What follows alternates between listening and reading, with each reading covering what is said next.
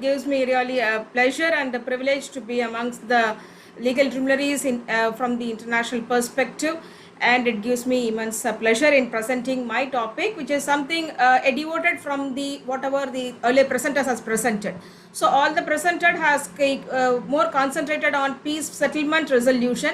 So my concept is about when these peace resolution, peace talks has got failed through the international level, either by the United Nations, either by the General Assembly or the Security Council, which ended in either through the armed conflict or in the violations of international human rights law or the international humanitarian law. So what are all the consequences or the outcome? And more specifically, I'm going to concentrate on the most serious crime, which is crime of crimes also, crime of genocide, and its relevance with armed conflict. So it may be the international or national armed conflict also, internal armed conflicts also. With your permission, I'm just sharing. Okay, I think it has been disabled. If the admin able to share the screen, I will share the screen now. So meantime, so regarding to this, my topic is... Vijayalakshmi is sharing the screen as some issues are there. You can okay, sir, not an issue. Okay, I will continue with that. So without screen sharing, I will continue with that. No issue. So with that perspective, why I choose this topic is that now we are living in an era where everywhere we are coming across the term war or armed conflict. That's what all the presenters today, either they referred about Afghan or Pakistan or Sierra Leone or Syria or whatever it may be. So it is things happening everywhere. So what are all the consequences and what happened to the peace conflict or peace occurred may be there in between, either the involvement of General Assembly or the involvement of Security Council or the United Nations High Commission for the Human Rights, Office of the High Chair of the Human Rights, when everything got failed. So it happened to go for an tribunal setup or a judicial body setup to prosecute and punish the perpetrators who has committed the most serious violations of this international human rights or humanitarian law. So with that by the United Nations to this international conventions or any other international instruments is a question here. So for the first time, the term genocide was coined by a Polish professor, criminologist, Professor Raphael Lemkin, who was the victim of this Second World War, who was also the victim of this genocide in German. He coined this term in the year 1944 through his celebrated work, which has been published in the European Journal of International Law, which is by name called Access Rule in Occupied Europe, Laws of Occupation, Analysis of Government Proposal and Redressal. So it is a combination of two terms. One is genos and another one is side. Genos means race or a tribe and side means killing. And initially, Dr. Raphael has referred about various types of genocide, like a biological genocide, physical genocide, cultural genocide, economical genocide, political genocide, educational genocide. So he tried a level best from 1944 to make it as an international recognition. And he want to convert that act as an internationally prohibited act because it annihilates the international community. So it shakes the international community. During this 1944 or 1945, when the Second World War happened, there was no such a setup by name called either this ICJ or any other court or international court of justice at all. So he wants to get this international recognition for this international crime, which has to be the either erga omnes or jus cogens or delicta or juris gentium, which means the crimes against the nation.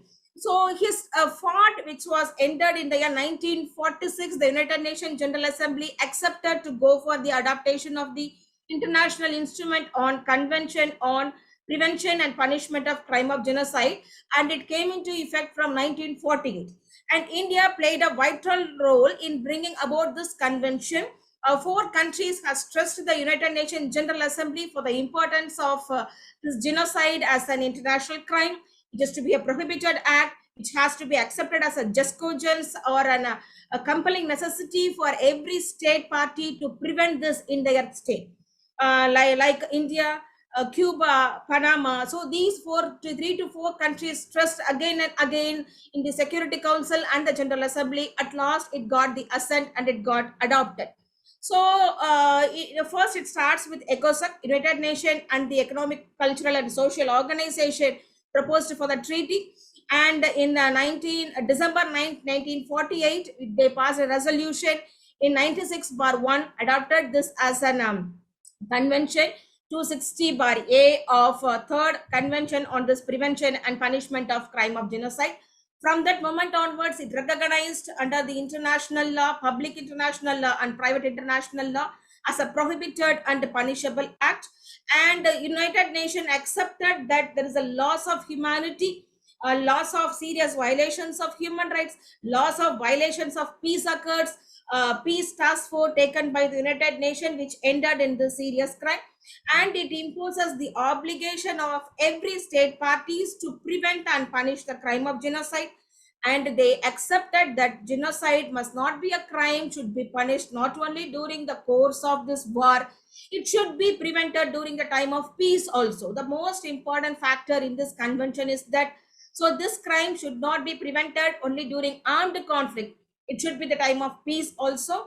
And the violation of this obligation imposes, most importantly, the state responsibility. State is also going to be responsible for any sponsor of this perpetrators who commits the serious violation which ended in genocide.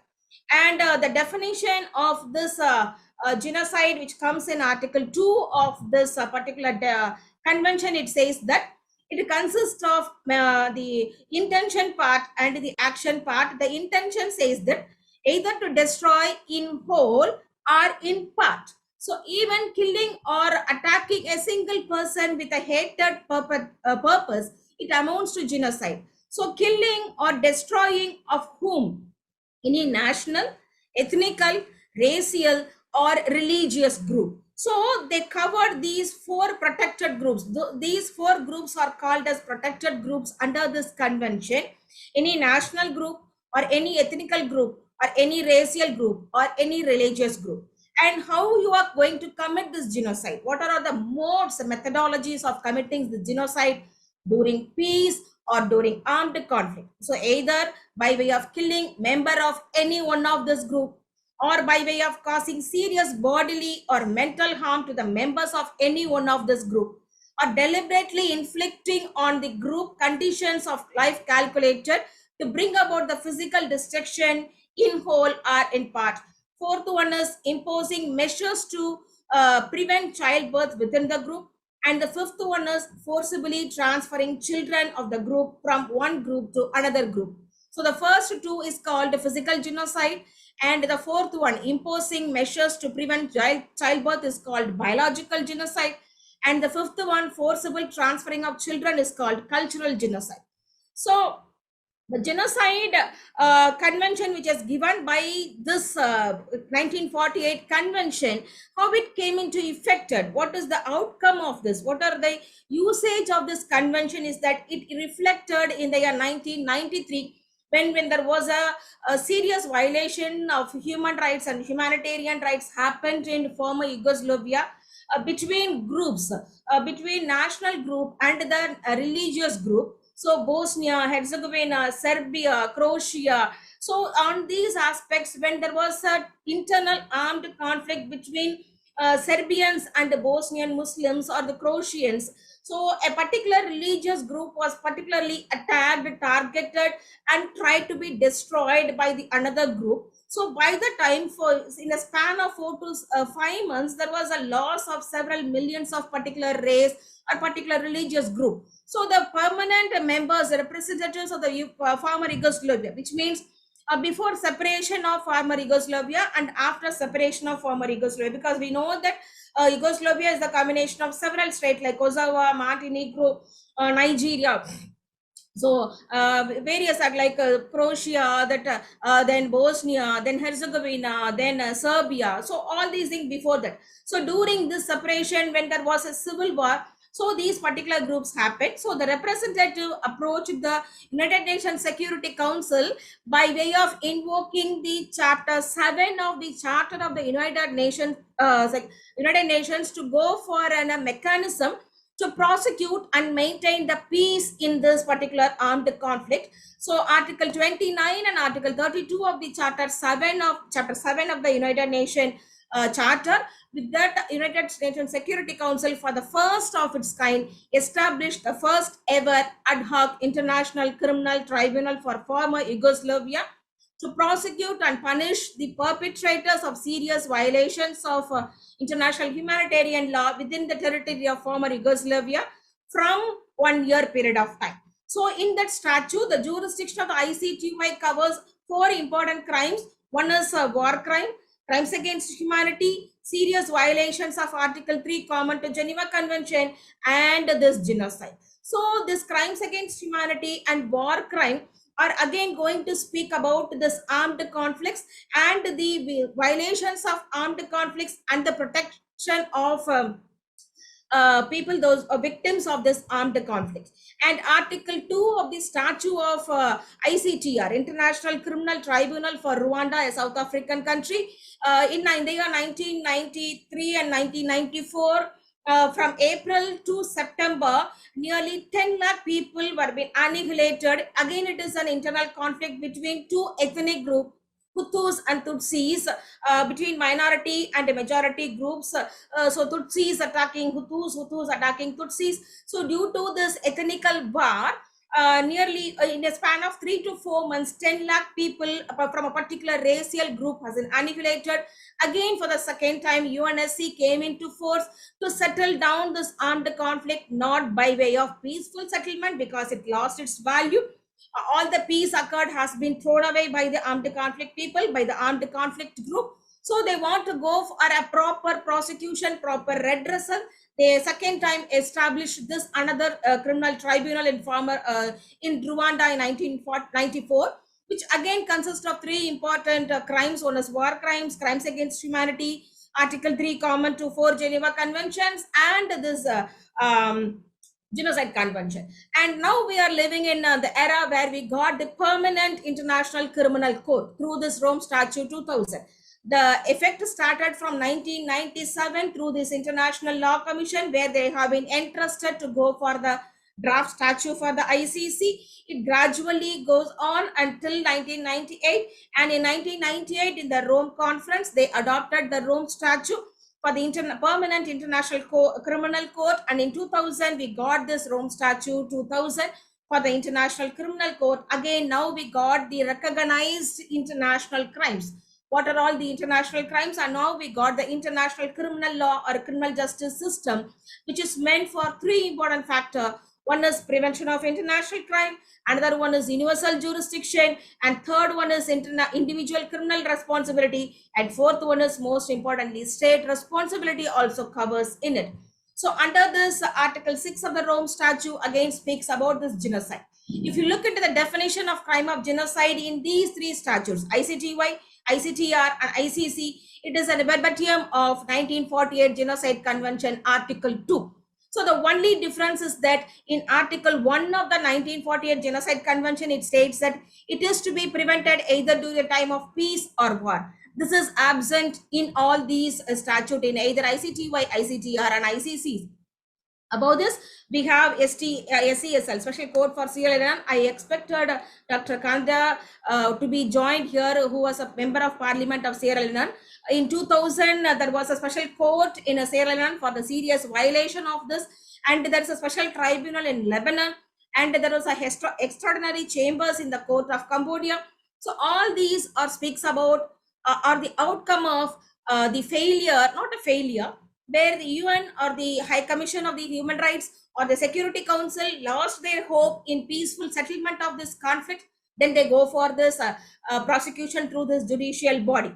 So in the sources of this war crime, which is the outcome of this armed conflict. So war crimes maybe in the traditional way, armed conflict maybe in the contemporary way. So where we could get the sources of this armed conflict to be punish or prosecute the person who commits this crimes during this armed conflict, or we are getting it from 4 Geneva Convention, 12th August 1949, and its 2 additional protocols, 77. So first Geneva Convention speaks about the protection of rights of the wounded and sick in the armed forces in the field of war. Second Geneva Convention speaks about the rights and the protection Dr. of. Vijayalakshmi, can Yes, you I'm going to. cut short your speech a little? Yes, sir. Yes, I'm completing. So, this international and internal armed conflict 1977, which speaks about the protection of the victims during this armed conflict. So now we are in the Rome Statute, even in Rome Statute, in the ICC also. So far, 9 cases has been convicted on these war crimes, more exclusively, more particularly about Thomas Labanga. And this Al-Bashir case is pending as because still he is in an absconded stage, and other Kamada case has also been there, where we started to punish the perpetrators of the serious violations of this international humanitarian rights during this armed conflict. So whenever there is a failure, or when we lose the hope of settling the disputes in a peaceful settlement manner or alternative dispute manner, so we have to go for this judicial setup, international criminal judicial system, to get justice for the victims of this violations. And we are having the live examples in our neighboring country, in Sri Lanka. Still we are expecting the justice for the Sri Lankan Tamil or for the Sri Lankan Sinhalese also, those who are all having the victims of these human rights violations also. So with this, this is how my topic is somehow different from that of the earlier presenters, where everyone are talking about the peaceful settlement. And as a student of the international criminal law, and I did my thesis on the research on this international criminal law, and particularly on this international crime, I focused on the consequences of failure of peaceful settlement of this armed conflict. No other go, we have to adopt this international judicial body to get justice. Thank you once again, Professor Dr. Sampath sir, for giving me this opportunity, for accommodating me along with this esteemed August body. Thank you so much, sir.